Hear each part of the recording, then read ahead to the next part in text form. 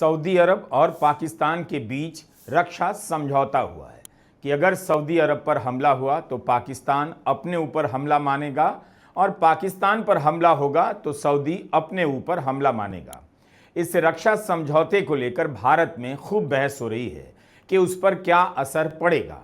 एक मजबूत राय यह है कि सऊदी अरब और पाकिस्तान के बीच समझौता हुआ है, इसका मतलब यह नहीं कि खाड़ी के देशों में भारत कमजोर पड़ गया है। इस राय का मानना है कि भारत और खाड़ी देशों के आपसी संबंध काफी पुराने और गहरे हैं, एक समझौते से बदल नहीं जाएंगे। जिस तरह से पाकिस्तान इसे भारत के संबंध में प्रचारित कर रहा है, यह उसका हल्कापन है, लेकिन इसके विरोध में कहा जा रहा है कि भारत पर गंभीर असर पड़ सकता है, क्योंकि सऊदी अरब के साथ साथ बाकी देश भी अपनी सुरक्षा के कारण पाकिस्तान पर निर्भर हो जाएंगे। अभी इसी अप्रैल के महीने में भारत और सऊदी अरब के बीच रिश्तों के नए मुकाम की बात हो रही थी, रक्षा समझौतों की बात हो रही थी, लेकिन फिर सितंबर आते आते ऐसा क्या हो गया कि पाकिस्तान सऊदी अरब का रक्षा पार्टनर हो गया और भारत के अलग थलग पड़ने की बातें होने लगी। सरकार के समर्थक कह रहे हैं कि भारत ने रूस से तेल खरीदा तो सऊदी अरब नाराज हो गया, लेकिन यह नहीं बता पा रहे कि भारत ने रूस से तेल खरीदने का सौदा किसके लिए किया, क्यों किया। जनता को तो सस्ता पेट्रोल मिला नहीं, फिर किसके फायदे के लिए रूस से तेल खरीदा गया, जिससे नाराज होकर ट्रंप ने भारत पर 25% की अतिरिक्त पेनल्टी लगा दी और अब सऊदी अरब इससे चिढ़कर पाकिस्तान से परमाणु करार कर रहा है। ऐसी ऐसी दलीलें दी जा रही हैं। लगता है चुनाव आयोग में जो लोग वोट चोरी के आरोपों के जवाब में नए नए बहाने बनाते हैं, उन्हीं लोगों को विदेश मंत्रालय भी संभालने के लिए भेज दिया गया है। भारत रूस से तेल यूक्रेन युद्ध के बाद से ही खरीदने लगा था, तब भी खरीद रहा था जब अप्रैल के महीने में प्रधानमंत्री मोदी सऊदी अरब के जेड्डा गए। उसकी हवाई सीमा में प्रवेश करते ही सऊदी अरब ने अपने फाइटर प्लेन से उनके विमान को सलामी और सुरक्षा दी। जमीन पर उतरते ही 21 तोपों की सलामी दी गई और इस सलामी का 11 सेकंड का वीडियो प्रधानमंत्री नरेंद्र मोदी ने अपने YouTube चैनल पर डाला तो उसे 1 करोड़ से ज्यादा व्यूज मिले।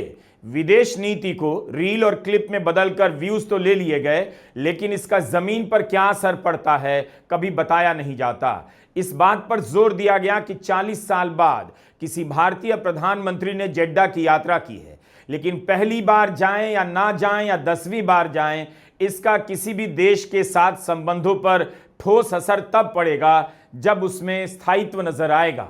अब यह सब दिखने लगा है। अगर रूस से तेल खरीदने के कारण सऊदी अरब भारत से चिढ़ गया, तब फिर सऊदी अरब ने भारत का इतना जोरदार स्वागत क्यों किया। जिस समय प्रधानमंत्री नरेंद्र मोदी सऊदी अरब गए, उस समय संसद में वक्फ बिल पास हुआ और उनकी इस यात्रा को बढ़ा चढ़ाकर बताया गया कि इसके बाद भी मुस्लिम देश जा रहे हैं, क्योंकि उनके संबंध कूटनीतिक हैं और व्यक्तिगत हैं।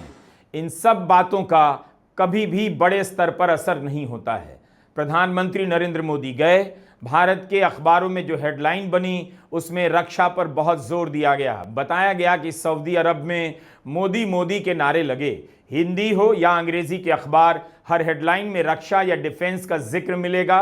लेकिन 4 महीने के बाद सऊदी अरब पाकिस्तान के साथ सबसे बड़ा रक्षा समझौता करता है।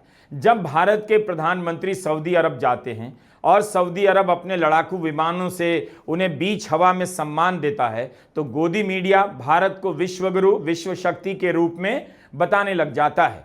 सऊदी अरब के साथ रक्षा समझौते के लिए जब पाकिस्तान के प्रधानमंत्री शहबाज शरीफ सऊदी गए, तो ठीक उसी तरह से सऊदी अरब के विमानों ने इनके विमान को हवा में सलामी दी, जैसे अप्रैल के महीने में प्रधानमंत्री नरेंद्र मोदी के विमान को दी गई।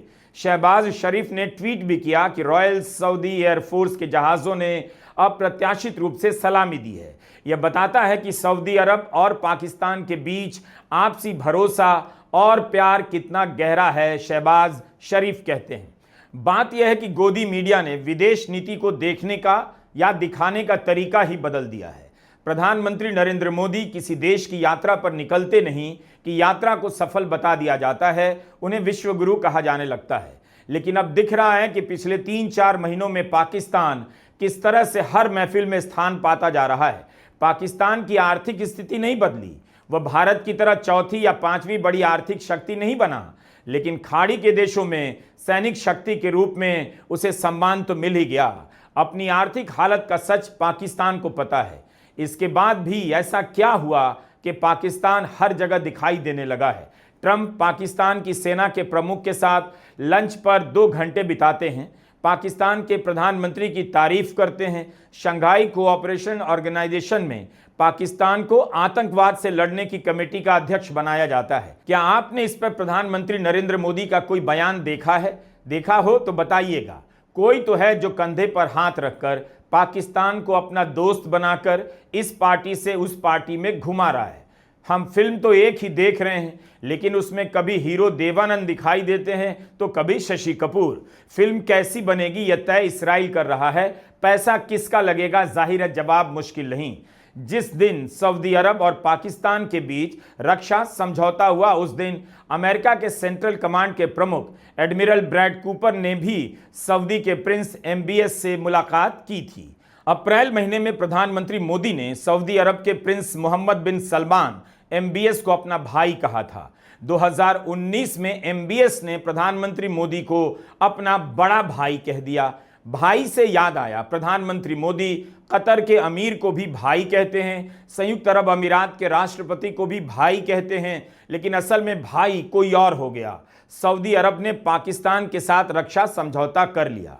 जो भी हुआ, क्यों हुआ और जो हुआ उसका भारत पर क्या असर पड़ेगा?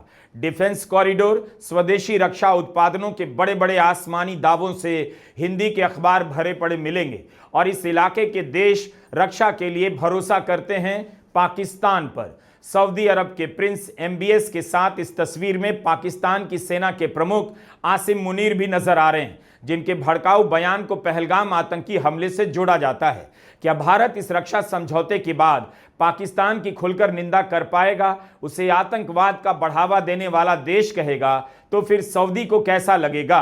क्या सऊदी अरब के सामने भारत कह पाएगा कि आपकी मदद से, आपके दिए हुए हथियारों और पैसों का इस्तेमाल पाकिस्तान आतंकवाद को बढ़ावा देने में कर रहा है? गल्फ कोऑपरेशन काउंसिल ने कहा है कि कतर पर अब कोई भी हमला होगा तो माना जाएगा पूरे सिस्टम पर हमला हुआ है।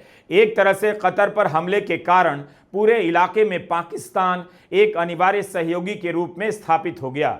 कतर पर हमले के बाद क्या किसी को इस इलाके में भारत की सक्रिय भूमिका नजर आई है? इसके बारे में भी जानकारी दे देनी चाहिए। मूल बात है कि जन्मदिन पर बधाई देना, 21 तोपों की सलामी लेना, गले लग जाना और गले पड़ जाना, इन बातों से माहौल बन जाता है। कूटनीति के रिश्ते किसी और धरातल पर बदलते हैं और वह धरातल तेजी से बदल रही है। विदेश नीति के मामले अब कुर्सी पर आराम से बैठकर सोचने समझने वाले नहीं रहे।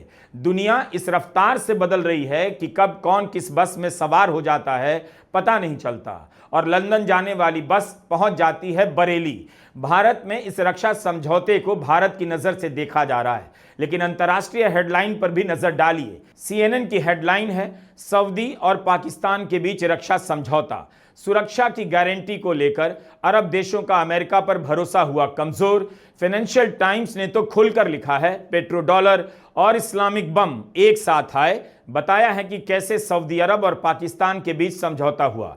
वॉशिंगटन पोस्ट ने लिखा है, सऊदी अरब ने परमाणु शक्ति पाकिस्तान से रक्षा समझौता किया।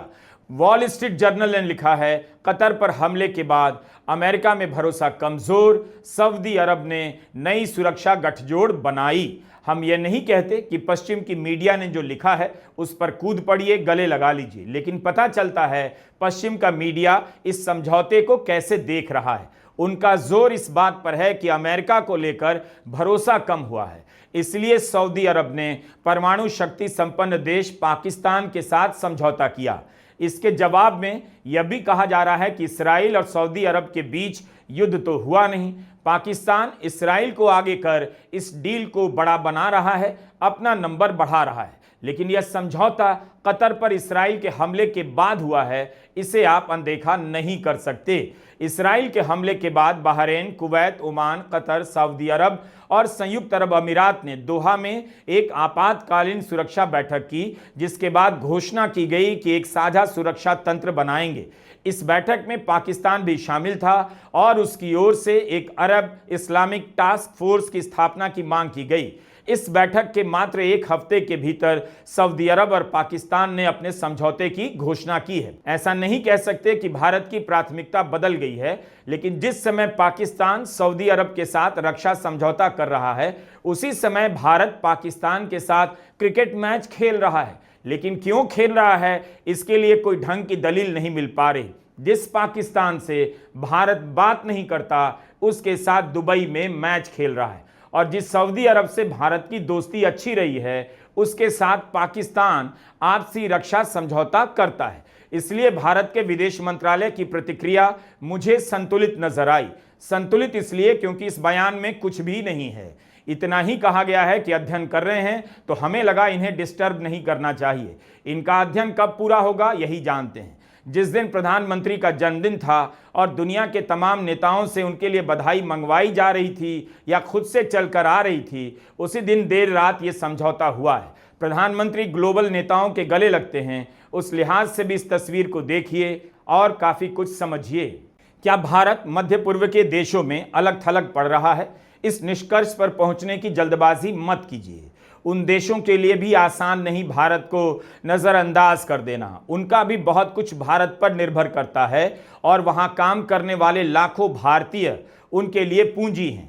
इसकी बात जरूर होनी चाहिए कि प्रधानमंत्री मोदी ने 11 साल के दौरान इस इलाके में जो निवेश किया, क्या उसका तरीका सही था या केवल गाजे बाजे के साथ तमाशा दिखाना था ताकि विदेश यात्रा का रील और क्लिप बनकर गांव में वायरल हो जाए। इन पुरस्कारों का कूटनीति में कोई रोल होता है या नहीं, इसकी जानकारी मुझे नहीं, लेकिन इसकी है कि पुरस्कार ग्रहण करने के बाद अलमारी में रखते ही भुला दिया जाता है। सऊदी अरब ने अपना सर्वोच्च पुरस्कार ऑर्डर ऑफ किंग अब्दुल अजीज अल सऊद प्रधानमंत्री मोदी को दिया। सऊदी अरब के अलावा बहरीन, कुवैत, संयुक्त अरब अमीरात, साइप्रस, इजिप्ट ने भी प्रधानमंत्री मोदी को पुरस्कृत किया है। बीजेपी के प्रवक्ता इस बात को बढ़ा चढ़ाकर पेश करते हैं कि दुनिया के कई देशों में प्रधानमंत्री मोदी को पुरस्कार दिया गया है। क्या यह किसी विदेश नीति की सफलता का पैमाना हो सकता है? पिछले कुछ वर्षों में भारत और सऊदी अरब के रिश्ते मजबूत हुए हैं। प्रधानमंत्री मोदी 3 बार सऊदी अरब का दौरा कर चुके हैं। ऐतिहासिक रूप से देखा जाए तो पाकिस्तान सऊदी अरब पर आर्थिक रूप से आश्रित रहा है। दोनों के बीच सुरक्षा उपकरणों और सैन्य सहायताओं का लेन देन रहा है, मगर यह पहली बार है कि पाकिस्तान ने सऊदी अरब के साथ व्यापक डील की है, जिसका असर दोनों देशों के बीच होने वाले व्यापार पर भी पड़ेगा। इस बात की पड़ताल जरूर की जानी चाहिए कि इसराइल के प्रति विशेष मोह के कारण प्रधानमंत्री मोदी ने इसराइल के अलावा क्या हासिल किया और क्या गंवा दिया। ईरान पर जब इसराइल ने हमला किया, तब याद दिलाना पड़ा कि ईरान ने भारत की मदद की है, लेकिन भारत ने केवल खाना पूर्ति की। दोहा पर हमले की भारत ने निंदा की है, लेकिन इससे खाड़ी के देशों में क्या भरोसा बना? क्या इन सब कारणों से अब खाड़ी के देश भारत को उसी संदेह की नज़र से देखते हैं जिस संदेह की नज़र से शायद अमेरिका को देखने लगे हैं? पाकिस्तान ने इसराइल के खिलाफ बार बार अपना पक्ष साफ किया है, खुलकर स्टैंड लिया है, लेकिन वह आगे क्या करेगा इस पर निर्भर करेगा कि अमेरिका उसे क्या करने देता है। अमेरिका कभी भी इसराइल को कमज़ोर होने नहीं देगा। वह इसराइल के हर अपराध के बाद भी उसी का साथ देगा। खाड़ी के देशों को यह बात पहले से पता है, आगे भी मालूम रहनी चाहिए। गजा को लेकर खाड़ी के देशों ने खाना पूर्ति की, उन्होंने कोई दबाव नहीं बनाया, दुनिया जानती है। लेकिन जैसे ही इसराइल ने कतर पर हमला किया, उनके भीतर डर पैदा हो गया कि इसराइल और भी बड़े कदम उठा सकता है और अमेरिका मदद नहीं करेगा। कतर पर इसराइल के हमले ने खाड़ी के देशों की आपसी राजनीति भी बदल दी है। दोहा के हमले के बाद हुई आपातकालीन बैठक को लेकर यह कहा गया कि इसमें केवल निंदा की गई, बयान जारी हुए, इसराइल के खिलाफ कोई ठोस कदम नहीं उठाया गया। फिर भी खाड़ी के देशों के सहयोग की तुलना नेटो से की जाने लगी है। पाकिस्तान के पास परमाणु शक्ति होने से इसराइल को कुछ भी फर्क नहीं पड़ता है। क्या पाकिस्तान इसराइल का मुकाबला कर लेगा? अभी हंसने का समय नहीं। सऊदी अरब को भी पता है इसराइल जब हमला करेगा दुनिया सऊदी अरब या पाकिस्तान के साथ खड़ी नहीं होगी। आप इसे ऐसे भी देख सकते हैं, ऑपरेशन सिंदूर के समय चीन पाकिस्तान की मदद करता है। चीन सऊदी अरब से तेल का सबसे बड़ा खरीदार है और सऊदी का पाकिस्तान के साथ रक्षा समझौता है। भारत की जिन दो मुल्कों के साथ दुश्मनी है उसके साथ सऊदी अरब की दोस्ती अच्छी चल रही है। पत्रकार सुशांत सिंह ने लिखा है कि पिछले 11 वर्षों में भारत सरकार की पाकिस्तान को अलग थलग करने की नीति 2025 में कमज़ोर पड़ती दिखाई दे रही है। पहले उसे चीन का सहयोग मिला, फिर अमेरिका से उसके रिश्तों में सुधार देखा गया, अब सऊदी अरब के साथ रक्षा सौदा साइन कर लिया है। यह भारत के लिए अच्छी खबर नहीं हो सकती। पाकिस्तान पर हमला होगा तो सऊदी अरब अपने ऊपर मानेगा और सऊदी अरब पर हमला होगा तो पाकिस्तान अपने ऊपर मानेगा और एक दूसरे की रक्षा दोनों देश करेंगे। इससे क्या होगा कि जब भी भारत और पाकिस्तान के बीच टकराव होगा, दोनों देशों के बीच एक और देश आ जाएगा। भारत को पाकिस्तान के साथ साथ सऊदी अरब से भी डील करनी पड़ेगी। एक तर्क यह भी दिया जा रहा है कि पाकिस्तान की सेना यमन की सीमा पर तैनात की जाएगी, लेकिन ऐसा कहने वाले यह दिखाना नहीं चाहते कि समझौता केवल यमन की सीमा को लेकर नहीं हुआ है। पहलगाम हमले के वक्त सऊदी अरब ने आतंकी हमले और हिंसा की निंदा की थी, भारत के साथ सहानुभूति जताई, लेकिन पाकिस्तान का नाम लेकर कुछ भी नहीं कहा। इतनी अच्छी दोस्ती थी तो मई के महीने में भारत सरकार अपने सांसदों के दल को सऊदी अरब क्यों भेजती है? क्या सऊदी अरब को नहीं पता कि भारत क्या है, पाकिस्तान क्या है? इन सांसदों के वहां जाने से क्या मिल गया? इस रक्षा समझौते को लेकर एक दलील यह भी दी जा रही है कि सऊदी अरब और पाकिस्तान इसलिए नज़दीक आए हैं क्योंकि ईरान सऊदी के लिए खतरा है। इसराइल ने जब ईरान पर हमला किया तब एक वीडियो वायरल हुआ था। इसमें ईरान के एक सैनिक अधिकारी कह रहे थे कि अगर इसराइल ईरान पर परमाणु हमला करेगा तो पाकिस्तान भी इसराइल पर परमाणु हमला कर देगा। इस वीडियो के वायरल होने पर पाकिस्तान के विदेश मंत्री इसहाक डार का बयान आया और कहा कि वीडियो में जो दावा किया जा रहा है वह भ्रामक है। पाकिस्तान ने कभी ऐसा नहीं कहा। हमारी घोषित नीति है कि परमाणु हथियार आत्मरक्षा के लिए हैं, इस इलाके में शांति कायम करने के लिए। तो क्या पाकिस्तान अपना न्यूक्लियर डॉक्ट्रिन बदल रहा है? मई के महीने में जब ट्रंप सऊदी अरब गए थे तब यह चर्चा चली कि सऊदी अरब अमेरिका के साथ सुरक्षा समझौता करना चाहता है। 2024 में भी दोनों देशों के बीच सुरक्षा और व्यापार समझौता होने वाला था, मगर किन्हीं कारणों से नहीं हुआ। परमाणु सुरक्षा की गारंटी पाकिस्तान किसी और देश को कैसे दे सकता है?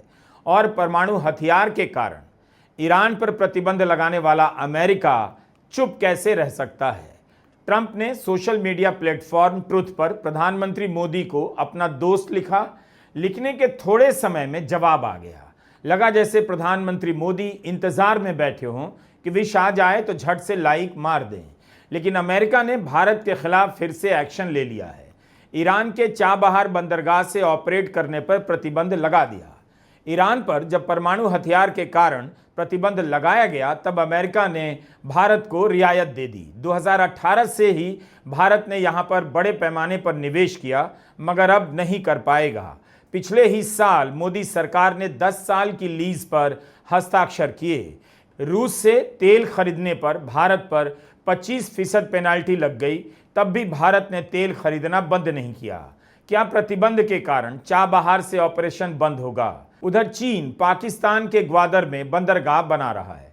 इसी के मुकाबले के लिए भारत ने चाबहार का रास्ता निकाला ताकि पाकिस्तान के बगैर उसकी पहुंच मध्य एशिया और अफगानिस्तान तक हो जाए। चीन के करीब होने के बाद भी पाकिस्तान को इनाम मिल रहा है। यही नहीं, अमेरिका ने ड्रग्स की तस्करी करने वाले देशों की सूची में भी भारत का नाम डाल दिया है। सऊदी अरब और पाकिस्तान के बीच रक्षा करार को लेकर भारत खारिज करता रहेगा, जैसे गलवान में चीन के अतिक्रमण को खारिज करता रहा, जैसे ट्रंप के टैरिफ को लेकर खारिज करता रहा। भारत की कूटनीति का गजब दौर है। फेल हो जाने पर भी टॉपर होने की घोषणा कर दी जाती है। भारत के पड़ोसी देशों के साथ रिश्तों पर व्यापक बहस की जरूरत है, लेकिन मोदी सरकार और गोदी मीडिया को भरोसा है कि उन्होंने हिंदी की गरीब जनता के बीच विदेश नीति का मतलब वीडियो नीति बना दिया है। जनता को केवल वीडियो चाहिए और वीडियो की सप्लाई हो जाती है।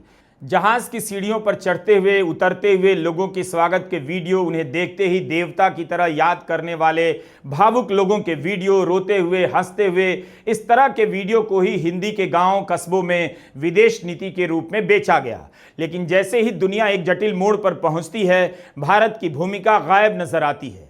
चीन की यात्रा के दौरान बहुत सारे वीडियो बनाए गए, उन्हें अब कोई नहीं पूछ रहा, ना कोई उनकी बात कर रहा है कि उन दिनों की मुलाकातों से क्या निकला। प्रधानमंत्री मोदी लगता है खुद ही निकल आए हैं, अब ट्रंप के साथ मिलने और वीडियो बनाने के इंतजार में।